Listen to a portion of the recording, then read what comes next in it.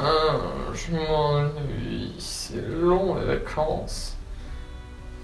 J'espère que ça te fait mal. Attends, c'est dans une semaine la rentrée. Oui. Ah, moi je suis prof de maths en classe préparatoire.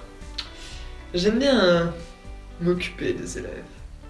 Dans la famille, traditionnellement, on était des tortureurs, mais depuis le XXe siècle, c'est un métier qui est un peu perdu de son cachet. Donc on est passé sur prof de classe préparatoire. Pour la rentrée qui arrive, je me suis fixé un objectif de 15. 15 de moyenne? Non, bien sûr que non, pas 15 de moyenne.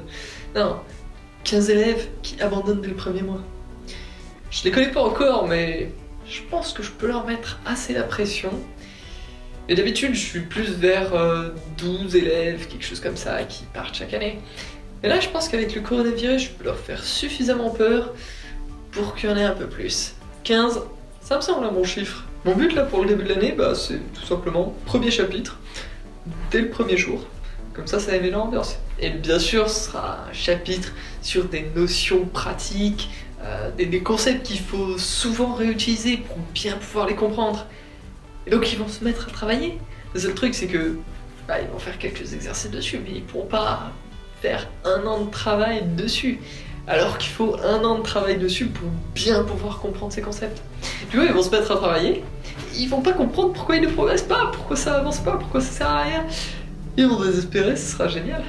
Ensuite, pour le reste de l'année, je vais essayer de faire un tiers du programme pendant les 2 premiers mois.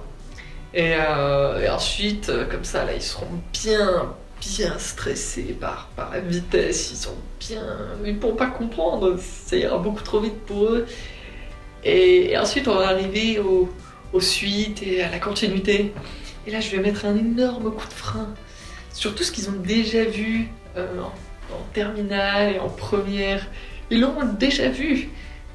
Et je vais ralentir à fond et réexpliquer tout ça très lentement pour que chaque cours, ils sentent l'agonie de se dire mais je connais déjà ça, mais pourquoi tu me refais ça? Et je leur expliquerai à quel point c'est important, à quel point ils peuvent tout réussir grâce à ça. Et ensuite, dès qu'il y aura des notions plus compliquées, bien sûr ça, j'irai à toute vitesse dessus. Ils ne comprendront pas. Ce sera génial. Quoi, j'aime mon métier? C'est tellement simple ça. Il suffit de voir la tête des élèves quand je rends le premier DS. C'est toujours une belle expérience. Tu vois l'espoir qui brille dans leurs yeux. Et par exemple, l'année dernière, il y avait un élève, c'était Guillaume. Voilà, je commence à rendre les copies. Et j'appelle, je dis Guillaume. Et il lève la main, il dit c'est lui. Je lui réponds ah, c'est vous Guillaume, en souriant. Donc là, il commence à avoir confiance en lui. Donc, je souris, il me sourit, on voit qu'il sent que ça va bien se passer. Et je lui dis ah, cette copie, vraiment cette copie. Là, je vois dans ses yeux les étincelles de joie. Il est heureux. Si le prof lui dit ça, c'est forcément qu'il a une bonne note. Il y a cette étincelle, il est rayonnant. Et là, je le détruis. C'était vraiment pathétique. Ça se voit, vous n'avez pas travaillé du tout. Je vois sur ses cernes qu'il a travaillé. Je vois qu'au début de l'année, il avait l'air en forme, il avait l'air en bonne santé. Et là, même depuis le début de l'année, tu vois déjà qu'il commence à être un peu moins bien parce qu'il a passé son temps à travailler.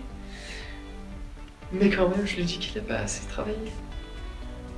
Je vois dans ses yeux ce moment où ça passe de cette étincelle de joie, ce désespoir profond. Ensuite, on entend la classe qui chuchote autour de lui. Je sais qu'ils se sont humiliés. J'aime ça. C'est vraiment un beau boulot ce que je fais.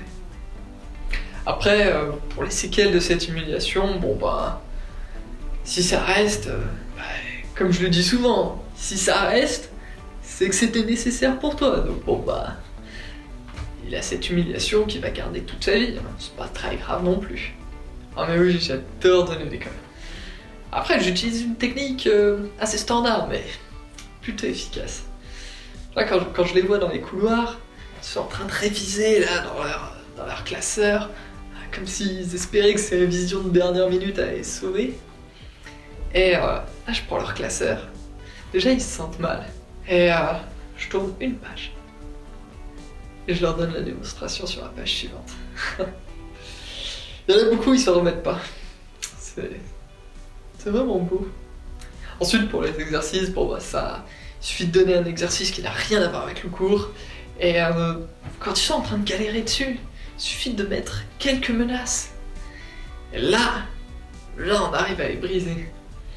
Il suffit de dire, cet exercice, c'est comme du cours, c'est une application directe du cours. Si vous n'y arrivez pas, je considère que vous n'avez pas appris votre cours. Quelque chose comme ça.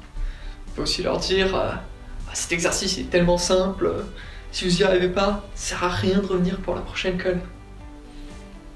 Ils savent pas que c'est du bluff, qui reviendront dans tous les cas sur la prochaine colle, parce que j'aime les voir passer en colle.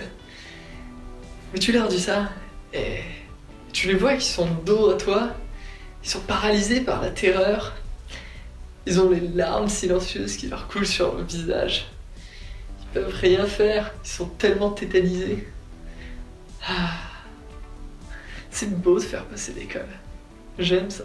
Les gens disent que je fais du harcèlement psychologique, mais c'est tellement réducteur de leur part. Ils voient pas la beauté de la chose. Non, moi je considère plutôt que je fais de la torture psychologique. Ensuite, les élèves, ils ont des séquelles à vie. C'est génial. J'en suis fier. C'est mon métier. Je suis prof de prépa. Ok, donc là, si je fais un trou ici dans son cerveau, il va plus se souvenir des maths. Oh! Oh, et tu sais comment avoir plus de séquelles psychologiques? C'est t'abonner à ma chaîne YouTube, liker cette vidéo et la partager. Et on se retrouve dans une prochaine vidéo.